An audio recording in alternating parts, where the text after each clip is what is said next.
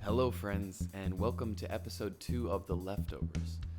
This channel exists to advocate for thought and longs to improve conversations through the spreading of ideas. When just a glimpse at the table of media and the feast of polarizing information alone can be overwhelming, this platform is for everyone. For this episode, we're going to talk about the notion of belief. In particular, what beliefs are and how they form, because it seems to be pertinent to understand the role beliefs play in conversations if we hope to become better conversationalists and clearer communicators over time. Do you ever wonder how people arrive at such contrary views? Some people genuinely believe things that directly oppose the beliefs of others, meaning they can't both be correct. Contrary views on certain issues hardly matter on a societal level. For instance, one's favorite color. My inclination towards yellow at the moment yields extremely small consequences for those around me. People in my vicinity need only bear looking at my yellow phone. But there are contrary views on matters that have a much more drastic and lasting impact on the lives of those around us. Views on which political candidate has policies that will benefit the most people. Beliefs on whether all people must believe in a certain deity in order to fulfill the meaning and purpose of life or to achieve joy.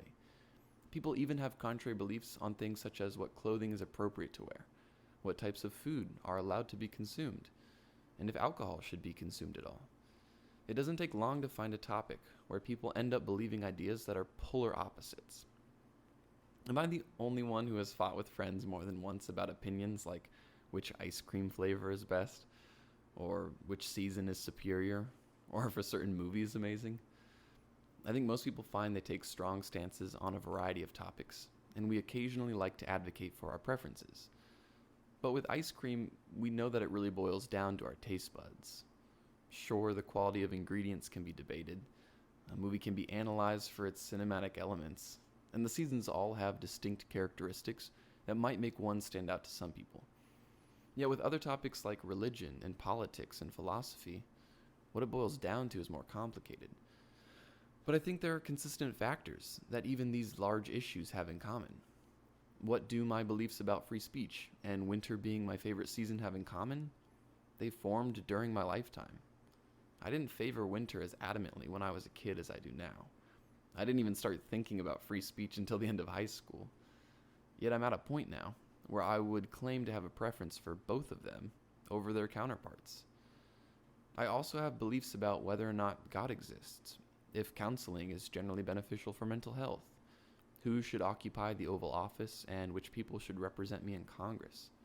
I even have more trivial beliefs about when to stop eating at nighttime to get the optimal night's sleep, and how frequently to brush one's teeth. It seems obvious to me that most, if not all, the things I believe developed at some point in my life, either in one fixed moment or over a series of moments. And I think these beliefs formed as a result of two things: experiences and ideas. Let's tackle experiences first by examining my inclination for winter. I'm specifically choosing a very trivial belief to avoid ostracizing anyone listening. If I explain my views on God or abortion or marijuana, I'm almost certain that some people would become a bit more restricted to the ideas I'm trying to share. This example is meant to demonstrate how experiences lead to beliefs. My body seems to be a furnace most of the time. I'm almost always warm when others are comfortable, and so I have loved the winter for as long as I can remember, because I'm generally very comfortable. I also have seasonal allergies that settle down during the cold months, and bugs are not nearly as prevalent while enjoying the outdoors in winter. With just a little bit of reflection, it's clear to me why I prefer winter, with all its benefits.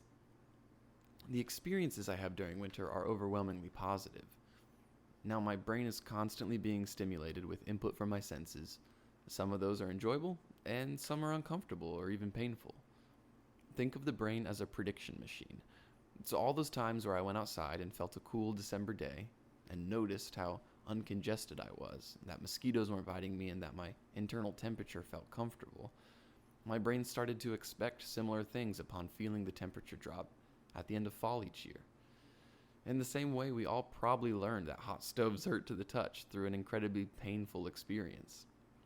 I learned that I feel great during the winter with the accumulation of many positive experiences. I now claim that I prefer winter to the other seasons because of this weighing in my memory of the good and bad experiences I had during the different seasons. A belief formed. Though experiences are fixed in the past once they've happened, there is no guarantee that the experiences to come will remain positive or negative. That's what makes experiences so fickle and difficult to talk about if certain experiences aren't shared between people. For instance, I've slipped and fallen on ice during the winter a handful of times, and it really hurt. I've had difficulty driving through slush and frustratingly shoveled snow.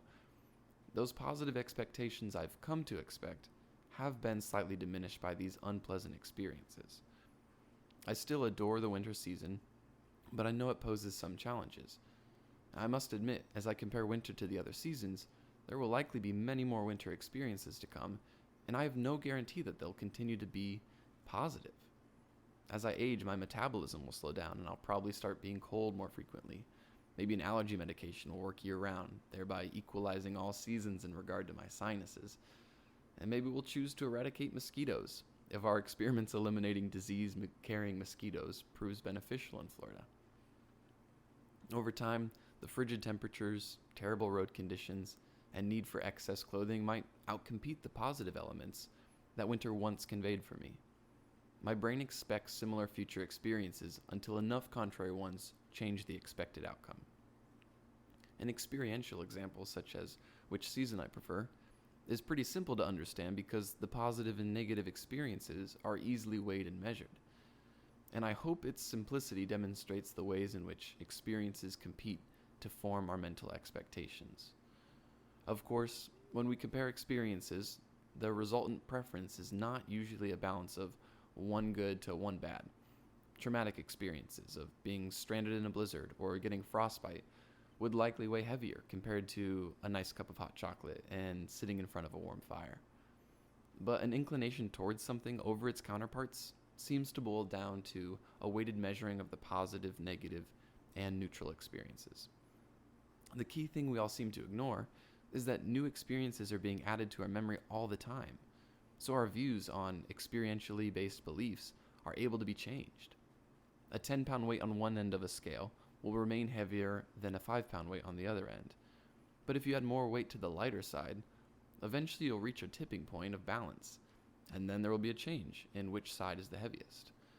For beliefs, we sometimes experience uncertainty on our way toward changing our minds. What used to be obvious becomes not obvious. But other times, of course, something so drastic happens that we immediately change our minds, as if a 50-pound weight was added all at once. Now, if we consider the role of ideas in influencing our beliefs, it becomes a bit more complicated. Unlike experiences, which range from good to bad, ideas are often measured by the soundness of their arguments. A sound argument is an argument that is both valid and has true premises. Bear with me for a moment as we dip our toes into some intro-level philosophy. Let's imagine I want to tell someone that one of my friends is a bachelor. This is my conclusion. Entering into a conversation with someone, I frequently assume they understand certain definitions because we speak the same language. Given a common understanding of definitions, my first premise is unspoken, and it's the definition of the word bachelor. All bachelors are unmarried men. My second premise, also unspoken, is that my friend is an unmarried man. To determine if my argument is sound, I look at the form of my argument, meaning does my conclusion follow logically from my premises? And if I determine if my premises are true, given that my definition of bachelor is correct, and my friend is a man and is unmarried, both premises are true. This conclusion of my friend being a bachelor is sound because all the premises are true and the form of the argument is valid. And this example is rather simple because it's based on 3 factors: my friend's relationship status, his being a man, and the definition of one simple word. There are many arguments that are much more complicated, and complications make it difficult to determine soundness because the premises aren't as easily confirmed or denied, or the conclusion doesn't clearly follow. For instance, let's conclude that Jane Doe will win her next election. Our first premise could be that the best candidate always wins an election, and our next premise is that Jane Doe is the best candidate. Therefore, we can conclude that Jane Doe will win her next election. Is this argument sound? Well, let's look at the form of the argument. does the conclusion follow from the premises? Yeah, we claim Jane Doe is the best candidate, and that the best candidate wins. Therefore, she will win. So let's check if our premises are valid. Does the best candidate always win an election? Well, that's difficult to answer because some people who voted in an election will always claim yes, and others will claim no, depending on who wins the election. But it seems unlikely that all elections are won by the best candidate because of things like corruption. Or maybe the candidate who won is more popular or more agreeable, but not necessarily the best or even the most qualified. Because elections aren't only based on qualifications or policy, but factors like agreeableness of a candidate and attractiveness or personality, it seems we can safely agree that this premise is false. Now, we've just proven this argument is not sound because not all the premises are true, but we can see how unsound by continuing to determine the truth of the other premise, or premises. Unlike experiences which form beliefs based on a weighing of the positive and negative, and can therefore change over time, ideas can be a bit more fixed. For my conclusion about my friend being a bachelor to become unsound, the premises would have to become false, or the conclusion would have to no longer follow from the premises. Given we try to use logic in our argumentation setup, this shouldn't change. And to change the definition of bachelor would likely take a whole culture or society to start using that word to mean something different.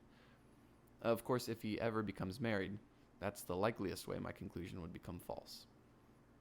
There are plenty of ways in which people argue poorly or assert unsound conclusions with the same weight as sound ones. These are dangerous tactics if we hope to be able to have safe and productive conversations with people with whom we disagree. When people treat their beliefs as completely immovable, we've lost and forgotten how those beliefs got there in the first place. When a Christian enters a conversation unwilling to consider that their views on God could be incorrect, they compromise their integrity because they are telling their ideological opponent that there is no way the views they bring to the table are valuable. It is not possible one of my premises is incorrect, or that my experiences are uniquely positive and therefore convincing. When the Democrat is unwilling to acknowledge even a single positive thing about the politician with whom they disagree, they're showing their closed-mindedness, because I don't know a single person with whom I completely agree or disagree. And if we lose sight of the fact that we are of the same species, we fool ourselves into believing incorrect things about belief. I hope that by taking the time to unpack the nature of beliefs a little, and how they change over time, admittedly some more than others, it's vital to the hope of having better conversations. Until next time, friends, keep thinking.